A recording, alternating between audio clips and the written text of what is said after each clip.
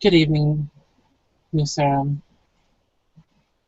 tonight is making her way to Washington Square Park, a place she's arranged to meet a kindred she's only seen once at a leasing with a letter from that woman's child. She's not sure how she's going to take it or how it's going to go, but she's going, hopeful.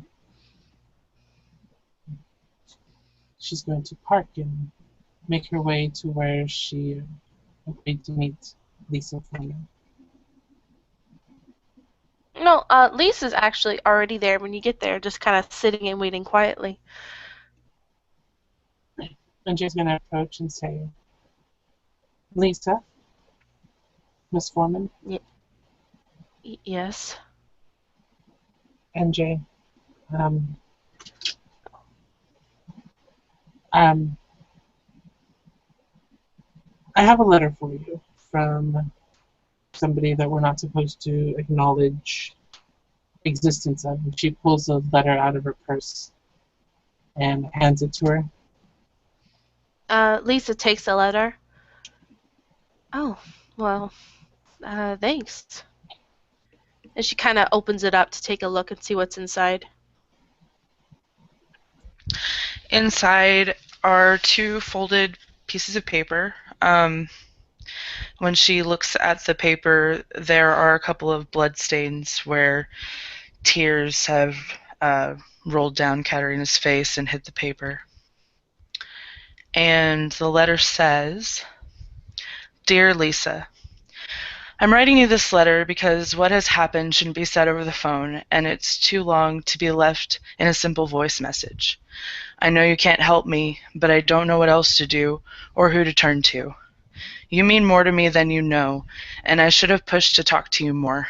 I know you were reeling over what happened with and to Serena, but I shouldn't have let us drift apart because of that. You know I think of you like a mother. You have been more my mother than either of my real mothers have been. The last thing I wanted to do was disappoint or embarrass you and our clan, and I wanted you to be proud of me. I don't know if you can be now, though. My bank accounts were still frozen, and I went to the bank to find out why. They told me they had been flagged and were under investigation for fraud and some other things. I was able to get a name of a detective out of them, and I called the police station. Of course, he wasn't in, but I got a direct number. I called that, prepared to leave a voicemail, and got silence on the line. No one spoke, and no voicemail picked up. I thought that was strange and hung up. A minute or so later, I got a call from a private number. Thinking it was probably that detective, I answered the phone. The person on the other end wasn't the detective, though. It was Stephen Wright, and he was the, quote, detective. He was the one who had done that to my accounts and had no intention of removing flags or anything, thus making it relatively impossible for me to do anything on my own as far as getting funds were concerned.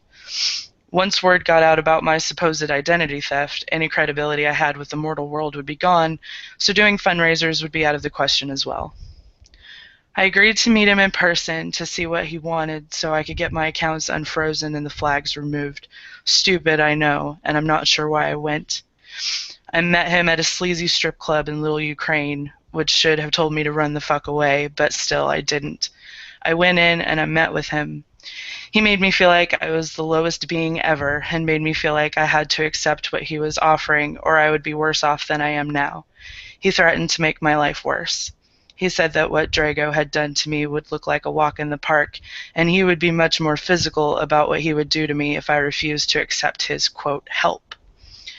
He agreed to unfreeze my accounts and have the flags removed if I turned over all of my money to him and I, quote, earn it back by dancing in his club. He would pay me $250 every night that I work of my own money. That's not even the worst thing. He made me drink his blood. Not directly from him, but from a glass, and if I didn't do it, quote, willingly, he would force me to do it, and he would do it all the way and not just one step. To establish a line of trust, he said. He also said that I don't own the Shimmering Star and I never will, When I rebuild it, I will, at most, be allowed to manage it. I don't want to manage it if it's owned by the Ventrue. Something doesn't feel right there. I'm not sure that Drago would have agreed to that, but I don't know. So now I find myself back where I started, but even worse off than what I was before. Back in the pocket of the Ventrue with no feasible way out, and I don't know what to do. I hate the feelings that the bond has created, and it makes me hate myself. It makes me hate him and the Ventrue, and I now see that peace between our clans will likely not be possible. I hate them. I hate them, and I miss Serena. I feel like the lowest scum of the earth. I feel dirty and used, just like I felt every time I was raped. My birthday is tomorrow, and all I can think of is that maybe final death would be a fitting present.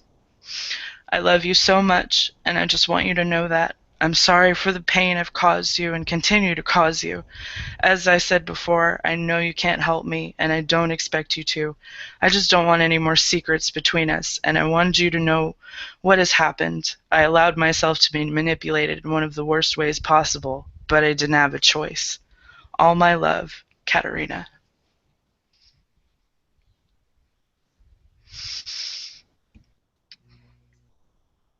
Well, Lisa is looking at the letters and she looks very concerned. And she looks up at NJ. Do you know where she is right now? At this time of night, she's probably at the club. She usually gets off around 2. All right. And I assume you keep tabs on her. Yes, I've contemplated staking it out. I used to be a police officer, getting photographic evidence of him helping her.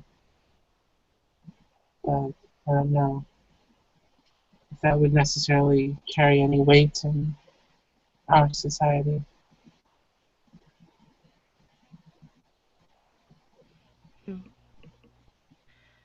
Keep watching her. Make sure she doesn't do anything that'll hurt herself. Unfortunately, like she said, I can't do anything about it, but I'll see what I can do quietly. Okay. She's a good person, even if she's made mistakes. Well, of course she is. This is the Camarilla. Being a good person isn't necessarily valued. It's too bad. It is.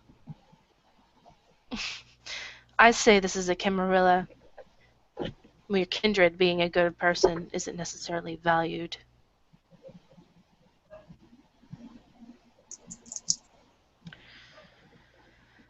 But I really like the Ventress sticking their nose in it more. They got what they wanted. So, like I said, let's see if we can do anything to alleviate the pressure. I have one question for you. Doesn't him doing this sort of say that the prince's decree of punishment wasn't good enough? Perhaps.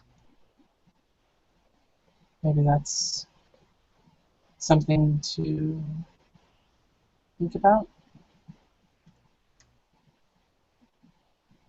Yes. I don't claim to understand how all of this works yet, but trying to get my bearings.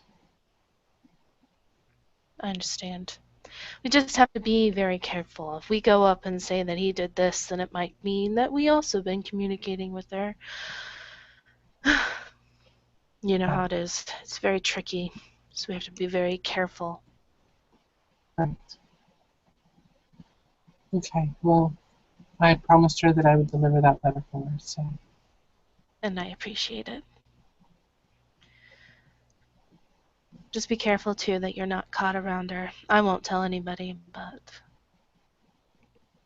I can't promise others won't. I know. I will keep any contact on the down low. Thank you for meeting with me. Of course. She kind of folds the letter and she keeps it. You see her folding it and placing it in a handbag. Before she just kind of abruptly gets up and leaves, almost like as if she didn't even know or had no intention of talking to you. Maybe in case someone was watching. Do you have anything you want me to tell her? Or She kind recall? of stops, turns, and she just kind of looks at her. Oh, I think she can handle this. I think she can do it. Okay. If I should happen to see her, then I consider letting her know. Of course. And she continues walking. And then Jay will turn and make her way back to her car. And that is where this scene will end.